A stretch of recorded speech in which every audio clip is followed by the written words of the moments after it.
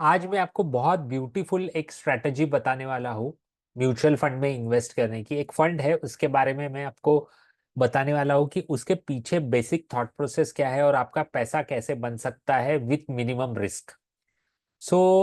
आज के टाइम पे सबसे बड़ा चैलेंज क्या है इन्वेस्ट करने में? अगर आपको इक्विटी में इन्वेस्ट करना है थ्रू म्यूचुअल फंड्स हो गया, या फिर डायरेक्ट इक्विटी मार्केट में आप डायरेक्ट स्टॉक्स लेके इन्वेस्ट करना है, तो सबसे बड़ा चैलेंज क्या है?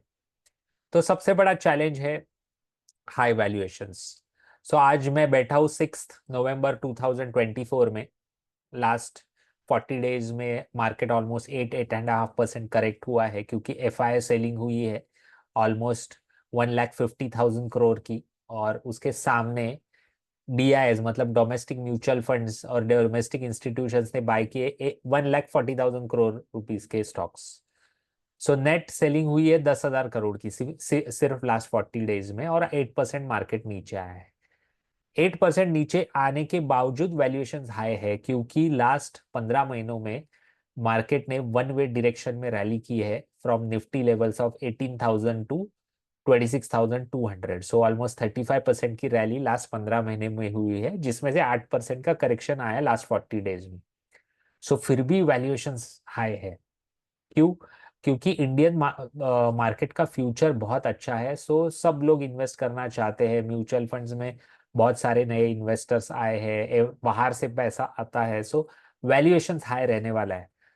प्रॉब्लम ऐसा है, जब भी आप 100 रुपए की चीज 80 में खरीदोगे, 150 में बेचोगे, तो ही तो आपको फायदा होने वाला है। लेकिन आज तो ऐसी चीज है कि मार्केट में 100 रुपए की चीज 200 में मिलती है, तो आप फायदा कैसा करोगे? ये चैलेंज है आज के टाइम पे। ऑप्शंस बहुत ज्यादा है। हर कोई फंड हाउस, हर कोई म्यूचुअल फंड कंपनी बोलती है हमारा प्रोडक्ट सही है, इंडेक्स फंड सही है। यूट्यूबर बोलते हैं फिर लार्ज कैप में करो, स्मॉल कैप में करो, लार्ज फ्लेक्सी कैप में करो, बैलेंस फंड में करो। सब लोग अपना अपना थियरी थॉट प्रोसेस ये करते हैं। ऑप्शन बहुत है। रेगुलेशंस, ये बहुत सारे रिटेल लोगों को पता नहीं है, रिटेल पार्टिसिपेंट्स को, कि हम देखते हैं लास्ट 15 साल में म्यूचुअल फंड्स ने बहुत अच्छे रिटर्न्स दिए हैं, लास्ट 20 साल में बहुत अच्छे रिटर्न्स दिए हैं, लेकिन आने वाले 10 साल में वैसे रिटर्न्स नहीं होने वाले हैं। क्योंकि 2018 में स्कीम कैटेगराइजेशन नाम का एक रेगुलेशन आया बाय सेबी, जिसके वजह से बहुत सारे चेंजेस हुए हैं। दैट लास्ट 15 साल जैसे रिटर्न्स आपको म्यूचुअल फंड्स में नहीं दिखेंगे आने वाले 5, 10, 15 सालों में। ये भी समझना, ये भी एक वन ऑफ द चैलेंज है, क्योंकि हमारे एक्सपेक्टेशन पास्ट रिटर्न से आते हैं। सो जो स्ट्रेटजी मैं बताने वाला हूँ, क्यों, या फिर ये जो अमृत काल बोलते हैं, अमृत काल ये क्या है, कहाँ से आया है ये चीज? उसके ऊपर थोड़ा जानकारी लेते हैं। लास्ट 15, 20, 20 साल पहले आप जाइए। हमारे आपका मिडिल क्लास, अगर आप मिडिल क्लास स्ट्रैटा से आते थे, तो घर कैसा था? घर में फैन होते थे, खाना खाने हम एक साथ बैठते थे क्योंकि गैजेट्स नहीं थे। टीवी होता था लिविंग रूम में। अगर आप 20 साल पहले जाते हो, मतलब मुझे याद है मेरा ऑलमोस्ट 12th स्टैंडर्ड तक हमारे घर पे केबल नहीं होता था, तो DD1 DD2 लगता था। तो बहुत कम टाइम चलता था DD1 DD2 कार्टून। मैं छोटा था तो मैं संडे आधा घंटा कार्टून आता था। लेकिन आज देखिए क्या हो गया है। हर 10 साल पहले एसी होता था बेडरूम में, आज हर रूम में एसी है, हर रूम में टेलीविजन है। नया आईफोन का वर्जन लॉन्च होता है, तुरंत ले लेते हैं। हर एक के पास आईफोन है, बड़े महंगे वाले मोबाइल्स है। किचन में अलग अलग अप्लायंसेस है।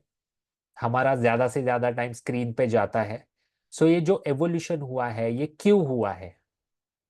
सबसे बड़ा एक चेंज है, वो है, ये छोटा दिख रहा है थोड़ा सा, लेकिन मैं एक्सप्लेन करता हूँ। इंडिया का पर कैपिटा इनकम राइज हो रहा है।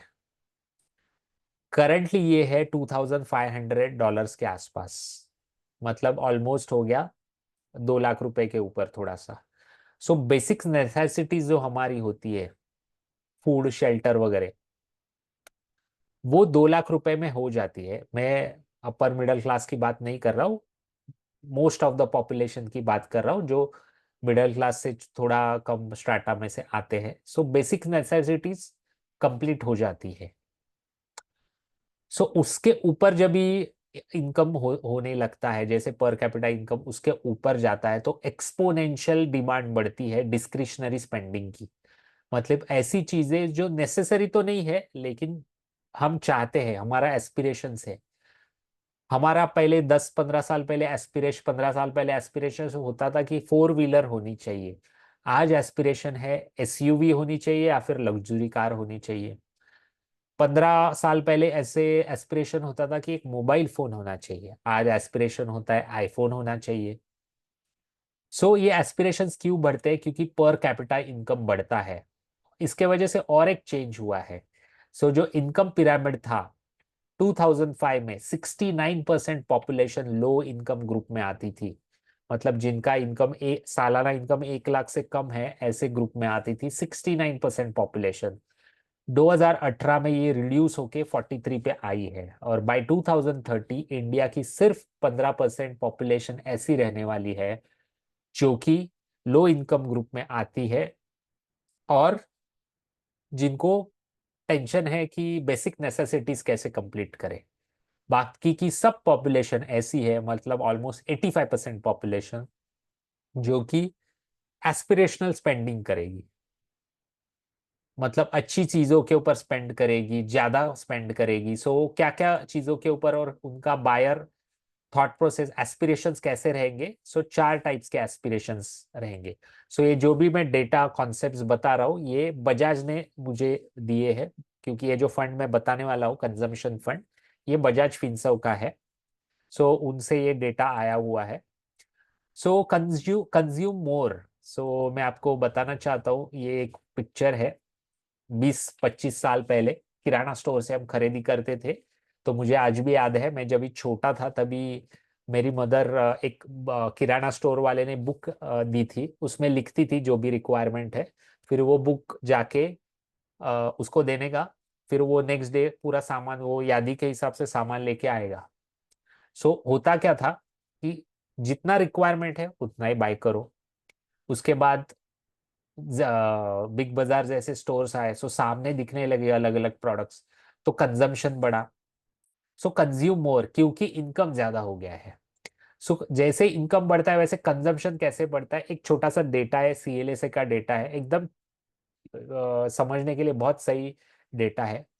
टूथपेस्ट का कंजम्पशन होता है ना, जैसे इनकम बढ़ता है ऑटोमेटिकली कंजम्पशन भी बढ़ता है। सो ये सीएलएसए का डेटा है, मैं बताता हूँ।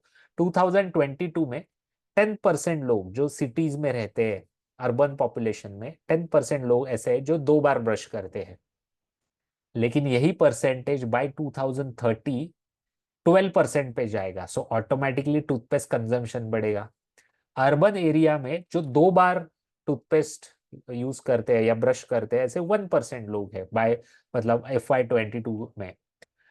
यही परसेंटेज 1% से 2% पे जाएगा 2 बार ब्रश करने वालों का। सो ऑटोमेटिकली टूथपेस्ट कंजम्पशन बढ़ेगा।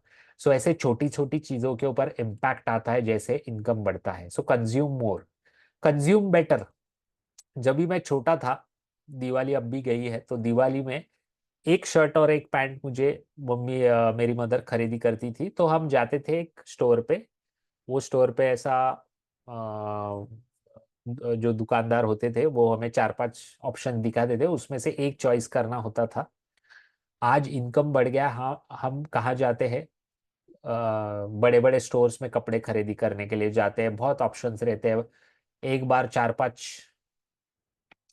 4-5 तो मुझे लगता है मैं कम बोल रहा हूँ, लेकिन आप देखिए 20 साल पहले याद कीजिए आपके पास कितने चप्पल थे, या फिर आपके फैमिली मेंबर्स मतलब आपके फादर मदर के पास कितने चप्पल हुआ करते थे। और आज आपके शू रैक में कितने चप्पल्स है या शूज है, वो आप जस्ट देखिए। कंज्यूम बेटर, क्योंकि इनकम बढ़ चुका है। Consume well. सो आपने देखा होगा अभी हर स्टोर में, या जेप्टो आप ओपन करते हो या ब्लिंकिट से सामान खरीदी करते हो, तो प्रोटीन बार्स आपको रेडीली दिखते हैं।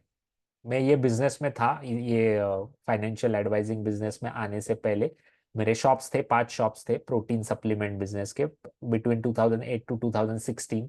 सो at that point of time protein, whey protein मतलब स्टीरॉयड ऐसे समझा जाता था, लेकिन आज प्रोटीन ये ऑलमोस्ट एफएमसीजी प्रोडक्ट हो चुका है वे प्रोटीन, क्योंकि लोगों का इनकम बढ़ा है। सो इनकम बढ़ने की वजह से अच्छी चीजें खाए, ऑर्गेनिक फूड खाए, उसके ऊपर हमारा फोकस गया है। कोविड ने भी इसमें बहुत सारा रोल प्ले किया है। हम कैसे बाय करते थे?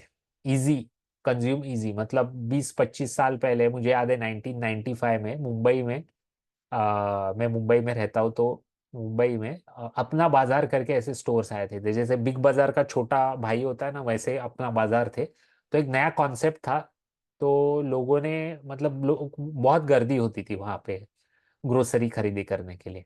फिर उसके बाद बिग बाजार आए, डी मार्ट आए, फिर अमेजोन से खरीदना चालू हो गया। अमेजोन पे ऑर्डर करो ऑनलाइन, फिर दो दो दिन बाद वो आएगा घर पे। फिर अमेजोन ने चालू किया कि आप टाइम बताओ, वो टाइम पे आएगा। उसके बाद ये रिसेंटली जेप्टो, 2-3 साल में जेप्टो ब्लिंकिट आए हैं, जो कि आपको 10-15 मिनट में लाके देते हैं। अभी मैं तो जब भी ब्लिंकिट या जेप्टो से मंगाता हूँ तो 6 मिनट में सामान आता है, कुछ भी आप मंगाओ ग्रोसरी में से। तो मुझे तो क्वेश्चन मतलब सोचता हूँ मैं कि क्या मेरे घर के नीचे ही खड़े रहते हैं सामान लेके, 6 मिनट में डिलीवरी। सो कंज्यूम इजी। सो पैसा जैसे ही इनकम बढ़ा है, लोगों के पास डिस्क्रिशनरी स्पेंडिंग करने के लिए पैसा आया है ऑटोमेटिकली, और टेक्नोलॉजी ने इसमें भी कंजम्पशन में बहुत बड़ा रोल प्ले किया है। जैसे मैं आपको बताना चाहता हूँ, मेरे गांव में एक छोटा गांव है, गोवा से 125 किलोमीटर्स पहले। सो वहाँ पे मुझे याद है 2017-18 में मोबाइल का नेटवर्क 2017-18 में आया है वो टाइम पे। लेकिन आज मैं जाके देखता हूँ तो वहां पे अमेजोन की डिलीवरी होती है।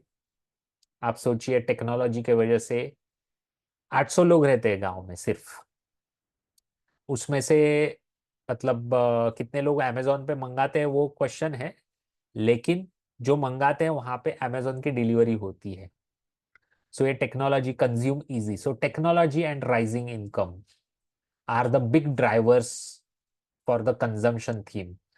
सो और क्या क्या जिसको समराइज करते हैं, सो बाय 2025 हमारा पर कैपिटा इनकम $3,000 होने वाला है। By 2030 middle class 40% of the population होने वाला है। प्रीमियम के ऊपर शिफ्ट होने वाला है, मतलब जैसे मैं नॉर्मल मोबाइल यूज करता हूँ समझ लीजिए, तो मैं नेक्स्ट टाइम आईफोन खरीदने वाला हूँ।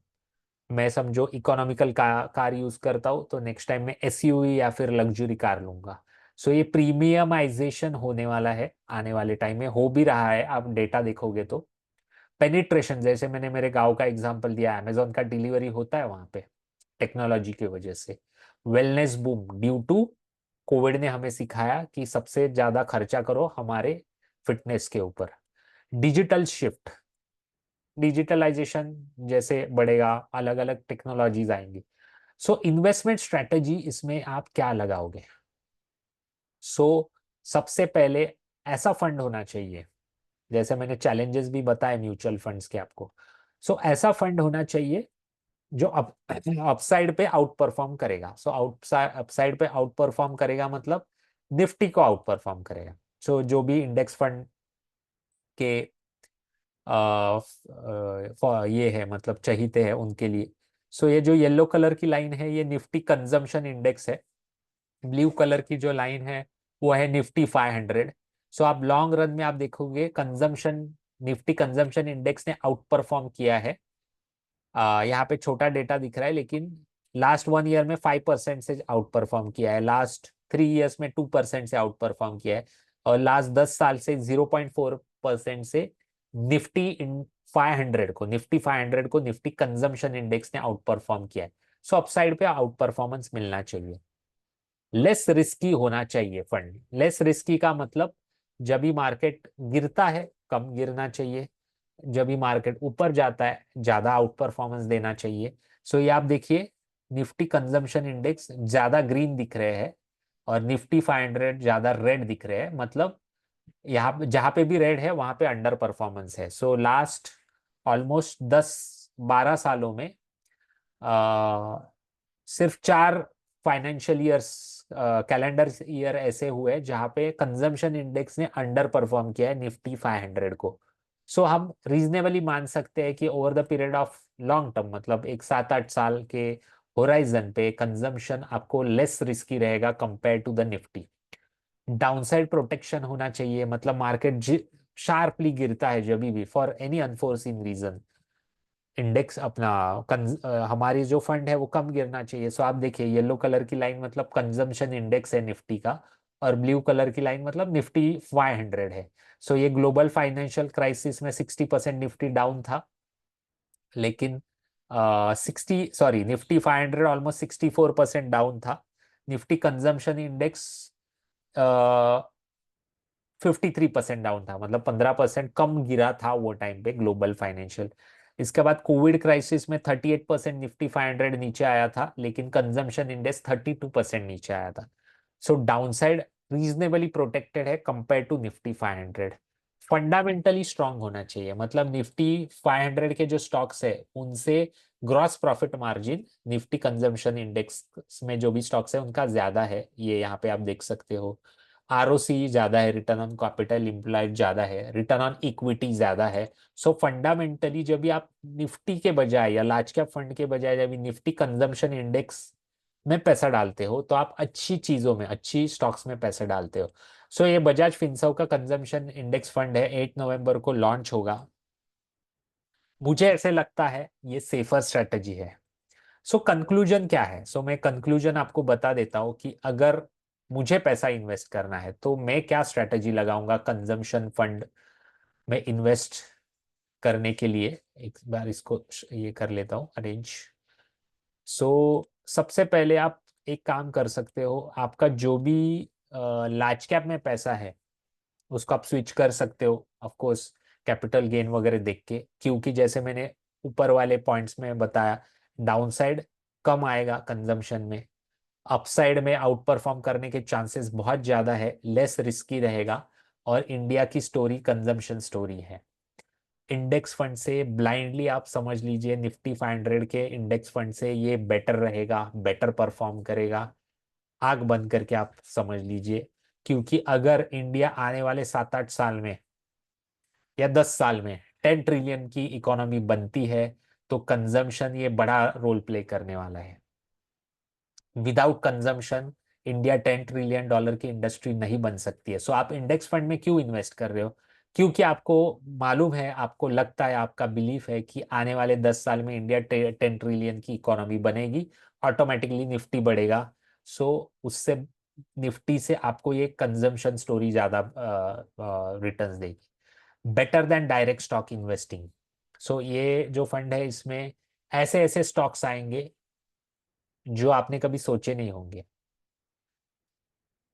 टेक्नोलॉजी ड्रिवन कंपनियां हो सकती है, या मतलब कंजम्पशन मतलब इसके पहले सिर्फ एफएमसीजी स्टॉक्स होते थे। सो आज के टाइम पे कंजम्पशन मतलब सिर्फ एफएमसीजी नहीं है, बहुत सारी स्टोरी इसमें, ऑटोमोबाइल कंपनी आ सकती है, ईवी वाली कंपनी, कुछ भी हो सकता है, लेकिन जो कंजम्पशन उसका ड्राइवर होना चाहिए। So better than direct. आप डायरेक्ट स्टॉक्स में पिक क्या करोगे, कौन सा स्टॉक पिक करोगे, कितना डालोगे पैसा? सो ये सब क्वेश्चंस आते हैं। सो ये मेरा कंक्लूजन है, better than large cap fund, better than index fund, और better than stock, direct stock investing. आप ये फंड में इन्वेस्ट कर सकते हो, ये मेरा थॉट प्रोसेस है। आपको जो भी इन्वेस्ट करना है आपके फाइनेंशियल एडवाइजर को पूछ के कीजिए। ये जो वीडियो था इसका ऑब्जेक्टिव यही था कि एक स्ट्रेटजी बताना, क्योंकि स्ट्रेटजी बेस्ड इन्वेस्टिंग करोगे तो ही आने वाले 5-10 साल में पैसा बनने वाला है। लास्ट 15 साल में म्यूचुअल फंड में पैसा बन गया, इसलिए इसका मतलब ऐसा नहीं कि आप ब्लाइंडली एसआईपी करो, इन्वेस्ट करो तो आपका नेक्स्ट 10 साल में पैसा बनेगा, स्ट्रेटजी लगानी पड़ेगी। So one of the strategy मुझे लगती है ये कंजम्पशन थीम वाली हो सकती है। सो इसका आप जरूर विचार कीजिए। अगर आपको कोई क्वेश्चंस है कमेंट बॉक्स में डालिए, मैं आपका उसका जवाब दूंगा। So thank you very much.